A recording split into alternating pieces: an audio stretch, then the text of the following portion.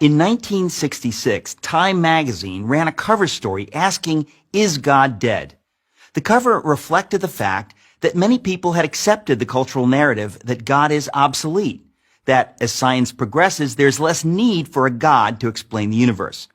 It turns out, though, that the rumors of God's death were premature.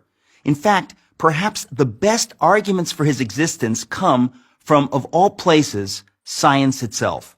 Here's the story. The same year Time featured its now famous headline, the astronomer Carl Sagan announced that there were two necessary criteria for a planet to support life: the right kind of star and a planet the right distance from that star. Given the roughly octillion planets in the universe, that's one followed by 24 zeros, there should have been about septillion planets, that's one followed by 21 zeros, capable of supporting life.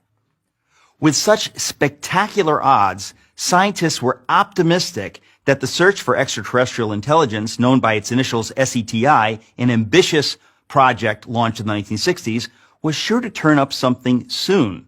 With a vast radio telescopic network, scientists listened for signals that resembled coded intelligence.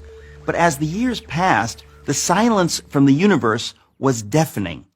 As of 2014, researchers have discovered precisely bupkis, nada, zilch, which is to say zero followed by an infinite number of zeros. What happened?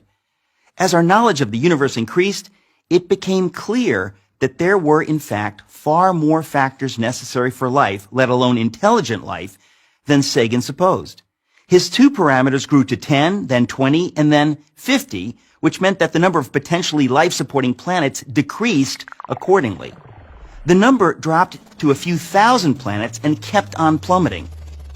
Even SETI proponents acknowledged the problem.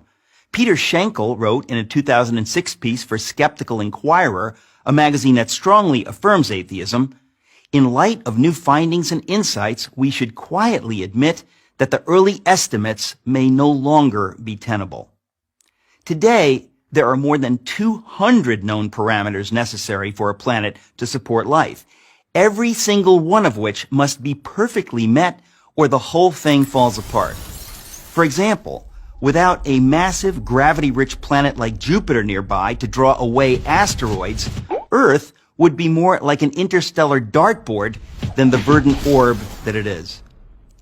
Simply put, the odds against life in the universe are astonishing. Yet, here we are, not only existing, but talking about existing. What can account for it? Can every one of those many parameters have been perfectly met by accident? At what point is it fair to admit that it is science itself that suggests that we cannot be the result of random forces? Doesn't assuming that an intelligence created these perfect conditions in fact require far less faith than believing that a life-sustaining Earth just happened to beat the inconceivable odds? But wait, there's more. The fine-tuning necessary for life to exist on a planet is nothing compared with the fine-tuning required for the universe to exist at all. For example, astrophysicists now know that the values of the four fundamental forces, gravity, the electromagnetic force, and the strong and weak nuclear forces, were determined less than 1/1,000,000th of a second after the Big Bang.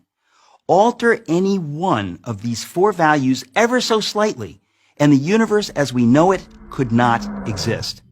For instance, if the ratio between the strong nuclear force and the electromagnetic force had been off by the tiniest fraction of the tiniest inconceivable fraction, then no stars could have formed at all. Multiply that single parameter by all the other necessary conditions, and the odds against the universe existing are so heart-stoppingly astronomical that the notion that it all just happened defies common sense. It would be like tossing a coin and having it come up heads 10 quintillion times in a row. I don't think so. Fred Hoyle, the astronomer who coined the term Big Bang, said that his atheism was greatly shaken by these developments. One of the world's most renowned theoretical physicists, Paul Davies, has said that the appearance of design is overwhelming. Even the late Christopher Hitchens, one of atheism's most aggressive proponents, conceded that without question the fine-tuning argument was the most powerful argument of the other side.